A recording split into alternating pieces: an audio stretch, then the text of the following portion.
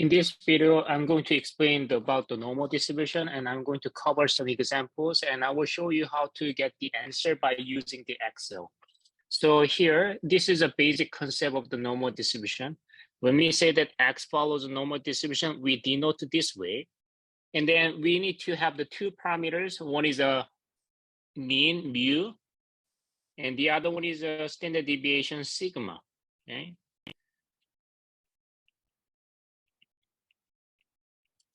So when you draw the normal distribution, it looks like this one, bell shape, and it's a symmetric around this mean. Mean, median, mode are the same. So here the mean, median, mode are the same. Okay, so that's a basic information about the normal distribution. But now let me cover some example. So here, the first question says that X follows a normal distribution, and then it has a mean equals 60, and the standard deviation is 10. And we want to know that probability that X is less than 55. So then you can first write down as following. So probability X is less than 52. Okay? And as you may know, any normal distribution can be transformed to the standard normal. So I'm going to show you the first way. You're standardizing it, and then after that, by using the table, then you can find the answer. So probability X is less than 52, then you first subtract with the mean and divide it by standard deviation. Okay? So 52 minus mean over sigma. But here we know the mean and sigma. Left-hand side, X minus mean over sigma becomes a standard normal variable Z. And then 52 minus mean over sigma, that is 52 minus 60 over 10. Then it gives you the probability Z is less than negative 0.8. Then you go to the table and you find the negative 0.8 here. Then the value is a 0.2119. So 0.2119, that's the answer. Now, when you're using the Excel, you put the equality, norm dist, and then you put the X first. So here the X equals 52, and mean equals 60, standard deviation is 10. And then the last one, whether it's a cumulative or the not cumulative, you always say the true when you calculate the probability. Then you see that the numbers are the same when you round it up to 4 decimal places. Okay. Now the second question, this time, this question asks you probability X is greater than 52. So probability X is greater than 52. Then actually you can use a complement. So you already found that probability X is less than 52, which turns out the 0.2119. That means that this is exactly the same as 1 minus probability X is less than 52. So 1 minus 0.2119, that gives you the answer. Or using the Excel, 1 minus that number that we already calculated. So that is A6, so 0.7881, that's the answer. Now the last question, probability X is between 52 and the 68. So probability X is between the 52 and the 68.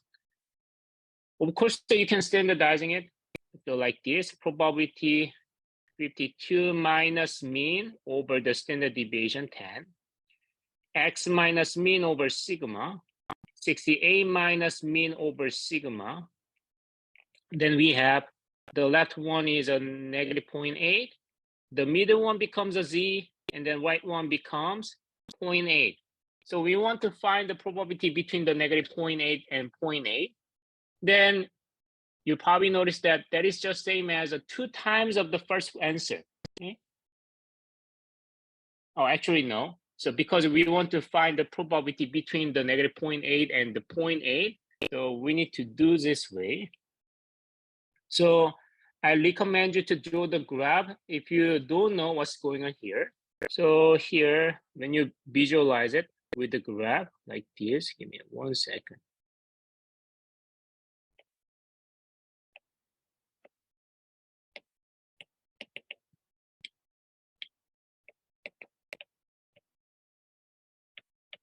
Okay, so here, this is X, and which follows normal distribution like this, and here's the mean. 60, okay? And we want to find the probability between the 52 and the 68. So this shaded area. But since we standardized it, so this is standard normal Z, and here's a 0, and here's a negative 0.8, this is a 0.8. And we want to find this shaded area. And you know what? The first question, we found this green shaded area, this one, okay?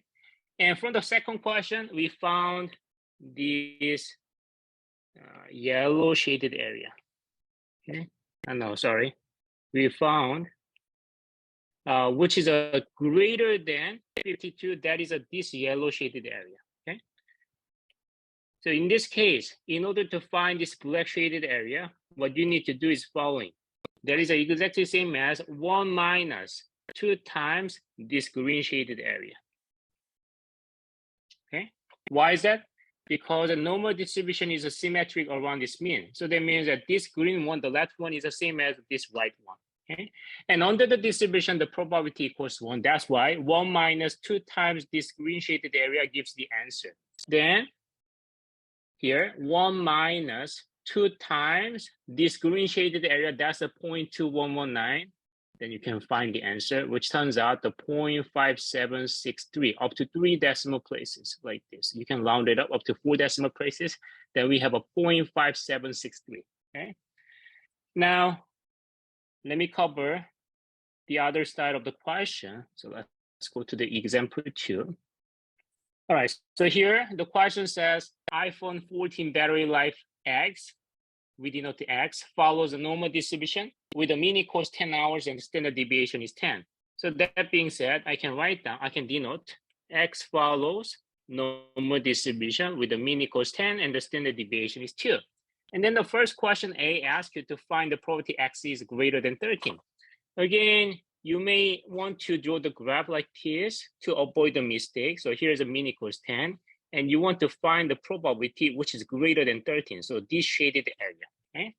Now, when you're using the Excel is calculating from the negative infinity to some number. So in this case, if I put the norm dist and then X equals 13, and then mini course 10 standard deviation is 2, and I said 2, then it gives me a 0.93319. Let me round it up to 4 decimal places here.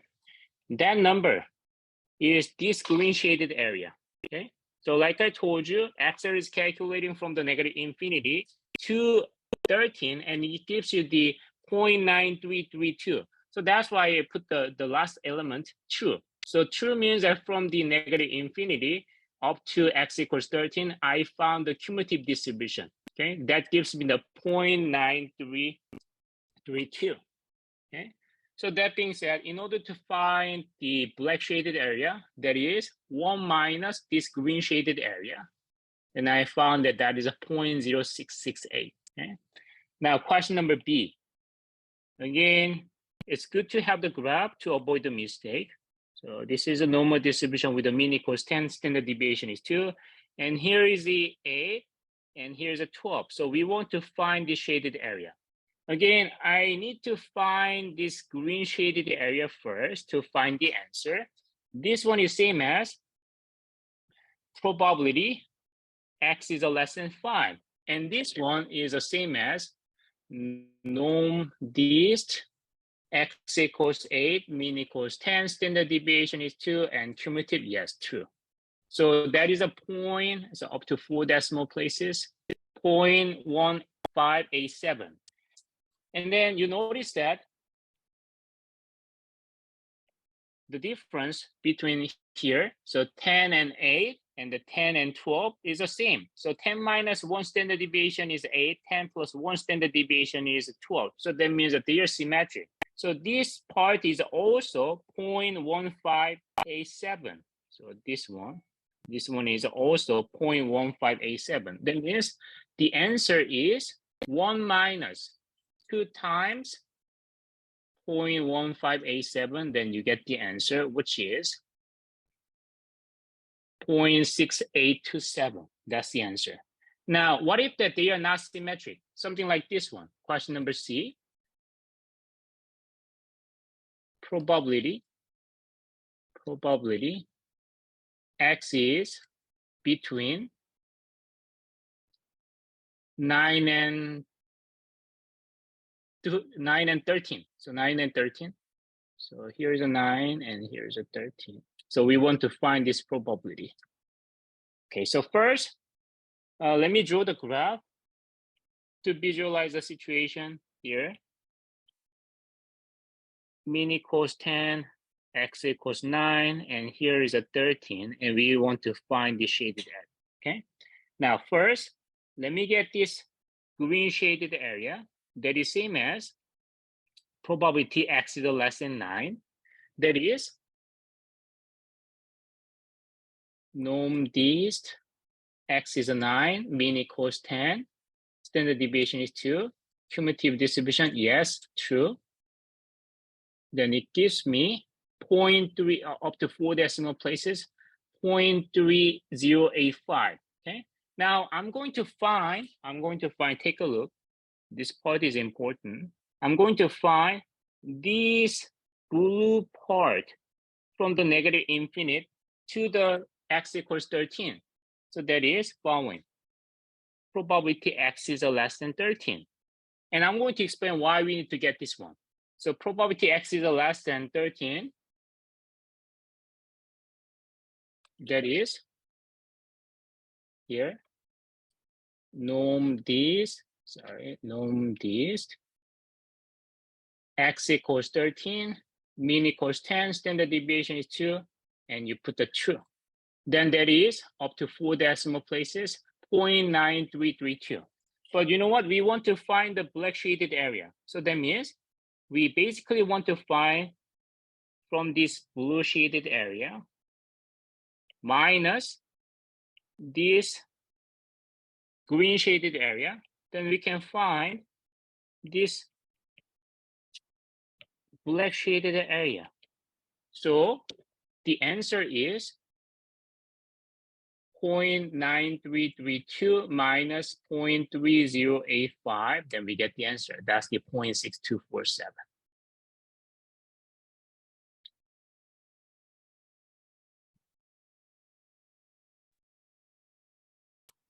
All right, so here is another example. So the final score follows normal distribution with a mean equals 76 and the standard deviation is 8. Then you can denote x follows a normal distribution with a mean equals 76 and the standard deviation is 8. The first question, what is the probability that a student score between the 68 and 95? Of course, that you can visualize it like this.